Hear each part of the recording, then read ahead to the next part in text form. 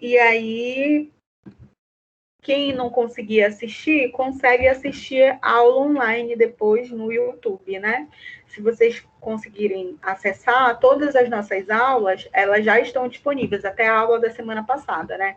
Essa aula ela vai ser gravada hoje, eu acredito que ela é processada até amanhã e provavelmente na semana que vem ela já é lançada. Então, vamos só deixar claro, né? Na semana passada, a gente passou uma atividade e o prazo dessa atividade era hoje, né? O prazo da atividade é até o final desta aula, né? A atividade, estou recebendo ela por e-mail. Então, foram 5 ou 6 questões baseado no que a gente vem conversando do conteúdo de Câmara Escura. Todo mundo está conseguindo me ouvir tranquilo, ou está alto, ou está barulho, porque está passando muito carro aqui. Dá para me ouvir tranquilo? Vocês estão conseguindo me ouvir, gente? Sim, tá bom. Tá bom, Henrique? Tá, beleza. Então, o prazo dessa atividade é, então, hoje até o final dessa aula, né? Essa aula de hoje, ela é uma continuação do que o que a gente já vem discutindo das nossas 4 aulas passadas, que a gente vem falando sobre radiologia convencional, a gente vem falando sobre a câmara escura. E aí, na aula passada, a gente começou a falar da importância do filme radiográfico para a radiologia convencional, né? Então, a gente começou a falar de algumas especificidades do filme, e hoje a gente vai finalizar elas a partir de algumas condições que são mais específicas ainda sobre o filme radiográfico. Então, no final da aula de hoje, tem o nosso segundo exercício, tá bom? Então, o primeiro exercício vale 200 pontos e o prazo é até hoje, no final dessa aula. E o segundo exercício, ele vai ser lançado hoje e vocês vão ter um prazo até, acho que mais 2 semanas para vocês entregarem essa outra atividade, tá bom? Bem, muito bem. Eu vou projetar aqui para vocês. Hoje a nossa aula ela é uma aula mais rápida, né? A gente já fez assim a parte mais significativa, falando do filme radiográfico, né? Falando ali da interação tela-filme. Eu falei para vocês como é que era importante essa questão da interação tela-filme. E aí, eu acho que o nosso último slide foi esse aqui. Então, eu falei para vocês que quando a gente falava do filme radiográfico da radiologia convencional, a gente está falando de algumas estruturas, né? A gente estava falando do chassi, que é essa caixa, né? Essa caixa é uma caixa de alumínio protetora. Essa caixa de alumínio ela tem pequenas porções de chumbo que protegem o filme que vai dentro dele. E nas extremidades, né, nas partes laterais do chassi, a gente tem dentro dele uma tela intensificadora, né? Essas placas intensificadoras, elas são os ecrãs, que são são materiais compostos por terras raras, né, com cristais de fósforo, por isso eles geram luminescências, foi aquele vídeo que a gente viu, né? O objetivo do ecrã nada mais é do que pegar o raio-x que passou do paciente, né, e atravessou o chassi e converter isso em luz. Porque o filme radiológico, se a gente for pensar mesmo, ele não é sensível ao raio-x de fato, né? Ele é sensível, na real, à luz. Por isso que a gente se preocupa muito com o fato de que esse filme possa ser velado, né? Com o fato desse filme possa ser sensibilizado por uma luz prévia, né? E aí ele pode ser queimado, né, como a gente vem falando. E aí a gente passou essas questões, que foram essas 6 questões para entregar até hoje, no final da aula. E aí a gente vai começar a falar sobre a sensibilidade do filme, né? Muito bem, às vezes os filmes radiográficos, eles são sensíveis à luz azul, né? Essa luz azul, como eu falei para vocês, às vezes os filmes eles são sensíveis ao azul, eles são sensíveis ao lilás, eles são sensíveis ao verde, né?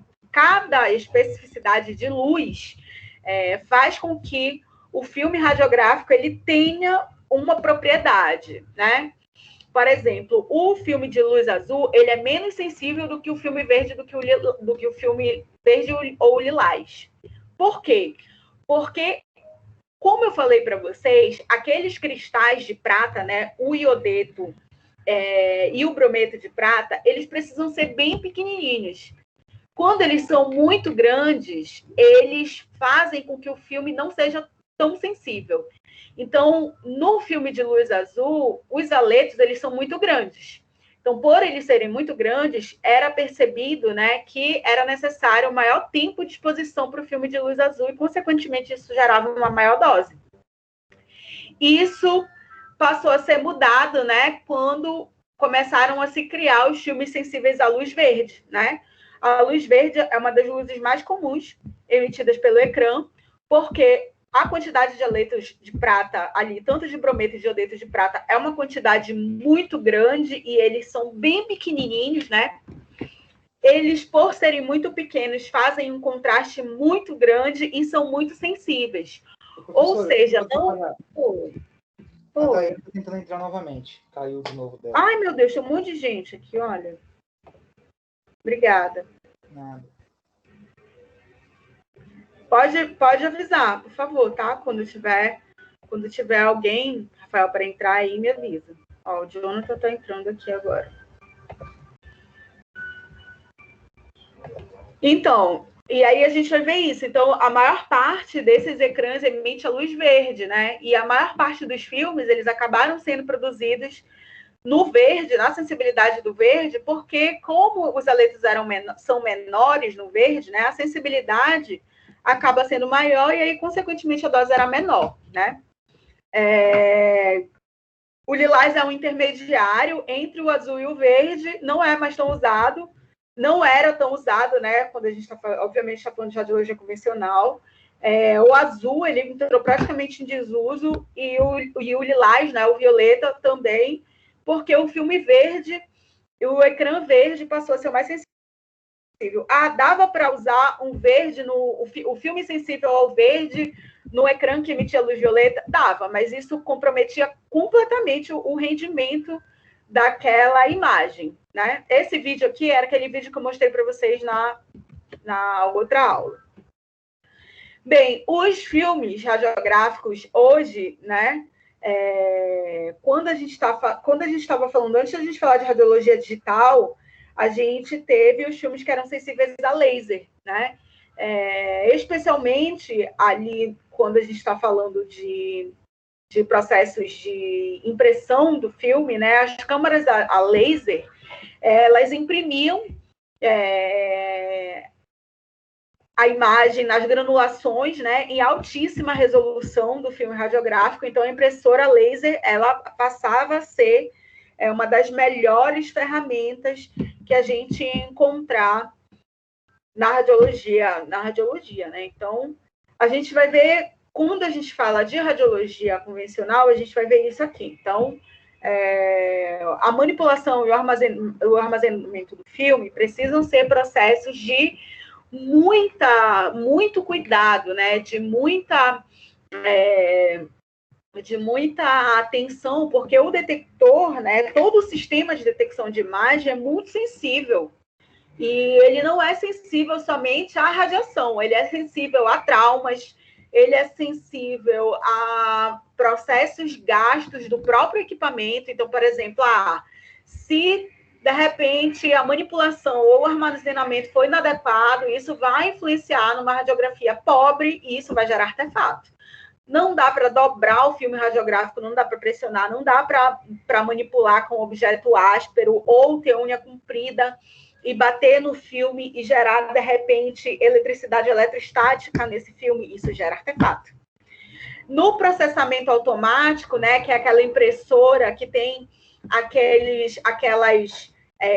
aqueles grandes rolos que transportam o filme, se porventura aquele rolo de transporte estiver gasto, estiver sujo, isso também gera artefato no filme. Então, o filme radiográfico da radiologia convencional tinha essas delicadezas que era necessário muito cuidado ali na manipulação e no armazenamento adequadamente, né? Especialmente por causa do velamento. Então, o velamento, isso aqui foi uma questão de concurso já muito debatida durante muitos anos. O nome do velamento científico, né? Ele se chama efeito Fogg. E o efeito Fogg nada mais é do que o velamento, né? Nada mais é do que a imagem queimada. Então, como acontece o efeito Fogg? O efeito Fogg não é nada mais, nada menos do que a revelação, né, de cristais de prata que não foram expostos à radiação. Ou seja, antes de haver uma exposição à radiação, por conta de alguma condição, luz, raio-x, calor, umidade, tempo, vários fatores influenciam para que haja velamento da imagem, a gente vai ver que aquele filme ele gera uma imagem acinzentada.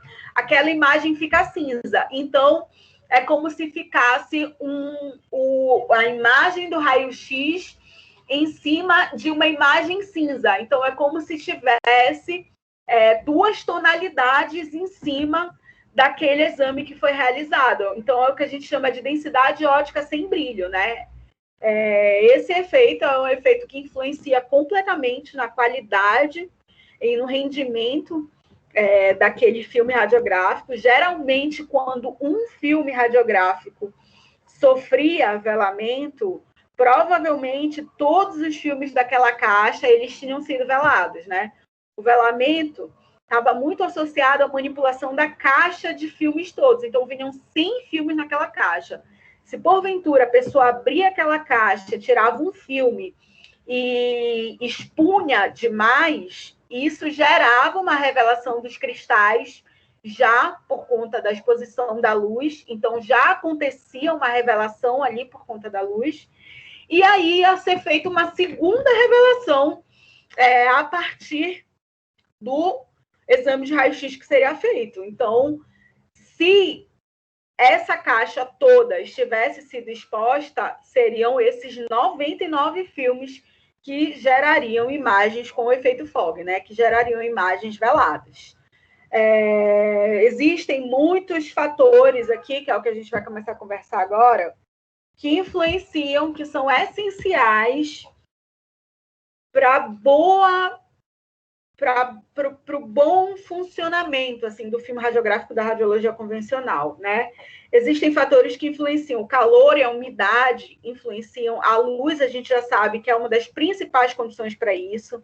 Se a sala de câmara escura ou a sala de armazenamento do filme ela não está devidamente blindada, né?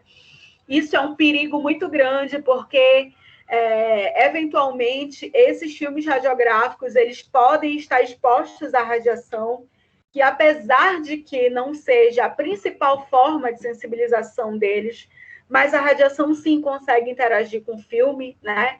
A eletricidade estática, que pode estar nas bancadas de manipulação desse filme, são fatores que influenciam para um bom rendimento desse filme radiográfico. E o velamento, como eu falei para vocês, né? Muito bem. O filme radiográfico, ele é sensível ao calor.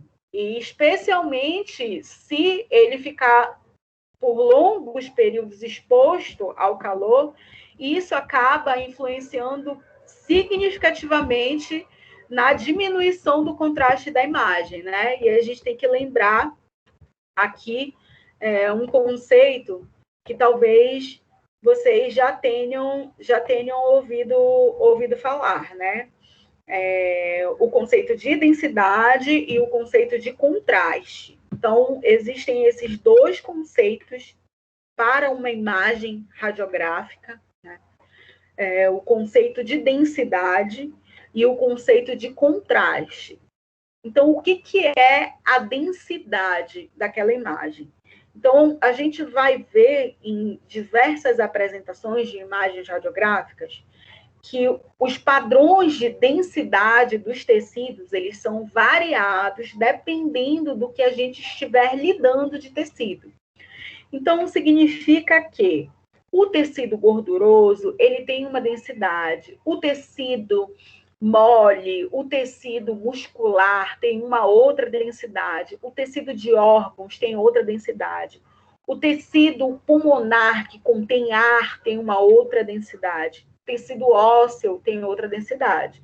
Então, em geral, para o exame de raio-x, né, a gente classifica 3 densidades básicas.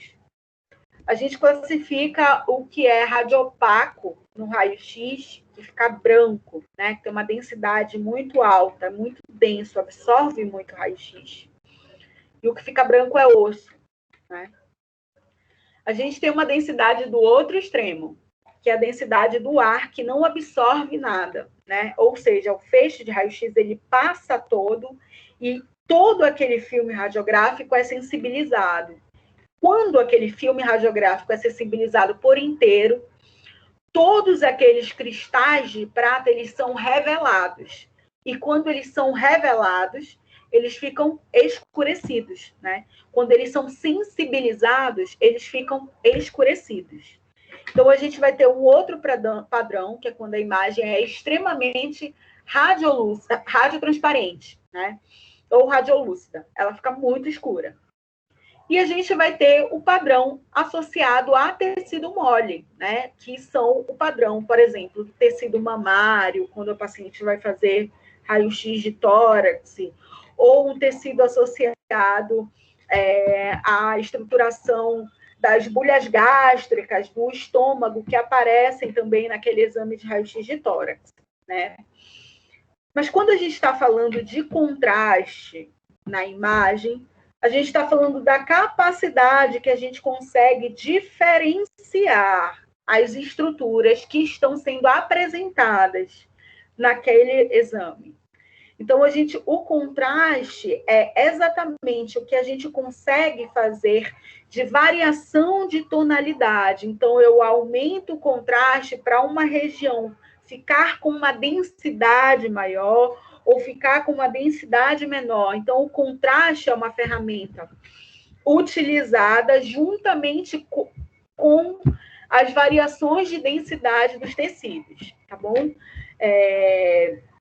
Especialmente quando a gente fala de filme radiográfico, a gente está muito preocupado na forma ao qual esse contraste ele vai ser apresentado, né? A gente está muito preocupado na forma ao qual o contraste da imagem ele vai ser dado. Por isso eu venho falando tanto de contraste no filme radiográfico com vocês, né? Muito bem, então a gente vai ver isso. Quando um filme radiográfico ele está exposto a muito calor, né? Quando ele está exposto a muito calor, isso acaba influenciando na redução do contraste, porque a imagem fica velada, né? Quando ela fica velada, ela fica cinza. Então, como ela fica cinza, o tom da imagem ele fica todo muito uniforme. Então, a gente não consegue ver essas variações de contraste, né? A imagem mais branca, a imagem mais preta.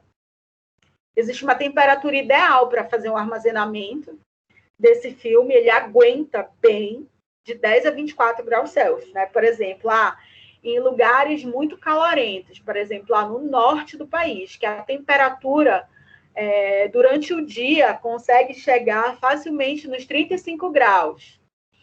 É necessário que esse filme seja armazenado numa sala que contenha ar-condicionado, que fique numa temperatura razoável, né? Esse filme, ele precisa ser todo armazenado em pé, ele precisa ser todo armazenado na vertical, porque a pressão, se ele ficar deitado sobre as caixas, ficarem deitadas sobre as outras, né? A pressão gera vinco no filme e o vinco pode gerar ali uma alteração do comportamento do filme, né? Como a gente vem falando já desde sempre, o filme é extremamente sensível à luz.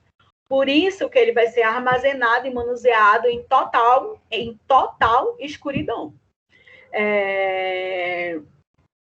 Existem 2 extremos, né? Para manipulação do filme.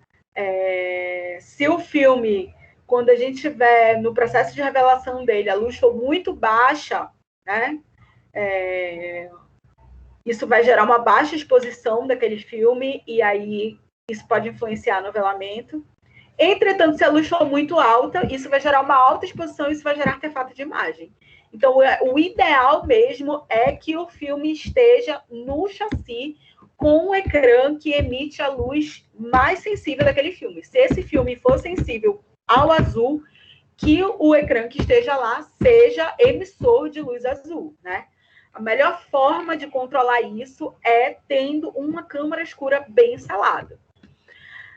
A radiação, ela tem a capacidade de aumentar o velamento, e o aumento do velamento a gente já sabe que reduz o contraste, né? Por isso, a câmara escura, apesar da proximidade da sala de raio-x, ela vai estar blindada, né? Ela fica do lado da sala de raio-x, ela vai estar blindada. E existe ali um escaninho, né, de armazenamento dos filmes, uma caixa de armazenamento dos filmes, e essa caixa também é blindada para evitar que aconteça eventualmente uma exposição a esse filme, né? O que é eletricidade estática e por que ela é tão importante quando a gente fala de filme radiográfico? Então, eletricidade estática é um conceito, né, definido a partir da falta de movimentação de uma determinada área, mas se porventura for gerado um choque, né, gera uma corrente estática ali. Por exemplo, às vezes vocês estão andando, vocês dão um choque, vocês batem o cotovelo e parece que vocês tomaram um choque, né? A eletricidade estática, ela age de forma muito semelhante a isso, porque é uma corrente elétrica que é gerada quando existe algum trauma, quando existe algum impacto. E isso é muito comum nos ambientes secos, porque o aumento da eletricidade estática é proporcional ao aumento da umidade relativa do ar. Isso, então, acaba sendo muito evidente nos ambientes em que a gente vai ter materiais para revelação de filme. Então, soluções reveladoras, soluções fixadoras vão ser materiais que vão acabar influenciando ali na umidade relativa do ar. Então, uma forma que foi encontrada para diminuir isso, né? A gente vai falar muito disso quando a gente começar a especificar em câmara escura, é fazer um manuseio delicado do filme e cobrir as superfícies que o filme vai ser trabalhado, né, as superfícies das bancadas, com borracha, para tentar diminuir o atrito que seria gerado do filme batendo nessas bancadas. E aí diminui esse atrito e, consequentemente, diminui o risco de se fazer eletricidade estática, né? Existem essas características, né, que são características muito importantes dos filmes radiográficos, como eu falei para vocês, contraste, latitude e velocidade, cruzamento, lei da reciprocidade. Essas características são características que são essenciais do filme radiográfico e são características que vão garantir um bom rendimento do filme radiográfico da radiologia convencional, né? Se vocês forem pensar, se a gente for analisar, assim, os filmes da radiologia convencional, eles acabavam tendo, assim, muitas especificações. Deixa eu só ligar a câmera. Eles acabavam tendo muitas especificações, né? Acabavam tendo muitas exigências para que o filme ele fosse um filme coerente, ele fosse um filme que gerasse uma boa imagem, ele fosse um filme que tivesse que conseguisse cumprir com vários critérios, né, que realmente os adventos da radiologia digital, eles acabam que diminuem todas essas exigências quando a gente começa a falar de placas digitais, né, porque como a gente não tem mais esse filme físico que precisava ser manipulado na radiologia digital, a gente não tem mais esse filme físico, a necessidade de ter o ecrã, a necessidade de ter todo esse cuidado no processo de manipulação, no processo de revelação. Então, isso acaba diminuindo muito os erros que eram provocados na radiologia convencional, e aí a gente acaba tendo um benefício, né, muito grande com o uso da radiologia digital como uma ferramenta, assim, para a revelação das imagens do raio-x diagnóstico. Bem, então, como eu falei para vocês, né, o contraste dentre essas propriedades acaba sendo a propriedade mais importante que a gente vai identificar no processo de revelação do filme da radiografia convencional. Quando o contraste é muito alto, né, a gente consegue verificar as variações muito significativas dessas imagens em preto e branco, né? A gente consegue verificar essas variações de tonalidade das imagens radiodensas, das imagens radiotransparentes de forma muito significativa, e isso é o que vai garantir que a gente consiga analisar a imagem adequadamente. É necessário que tenha um contraste adequado. E aí, quando o contraste está baixo, né, as imagens elas ficam em tons de cinza, e aí a gente eventualmente corre o risco de perder informações importantes pelo baixo contraste. O cruzamento, ele é um evento que pode acontecer através do cruzamento da imagem, através do cruzamento da luz. Às vezes, né, a luz ela é emitida pela teleintensificadora e ela não expõe só a emulsão que está em cima. Então, ela expõe a emulsão do outro lado. Então, o filme, na verdade, ele é revelado dos dois lados, né? Isso acontece normalmente. Só que o efeito de cruzamento acontece quando a luz cruza pela base. Isso é um episódio que é inerente a quem está fazendo a técnica, isso não é exatamente de quem está fazendo a técnica. Só que quando essa luz cruza a base, né, que está lá no meio do filme, é como se fossem gerados dois exames separados. Então, a imagem ela sai borrada, porque ela não sai revelada igualmente nas duas emulsões.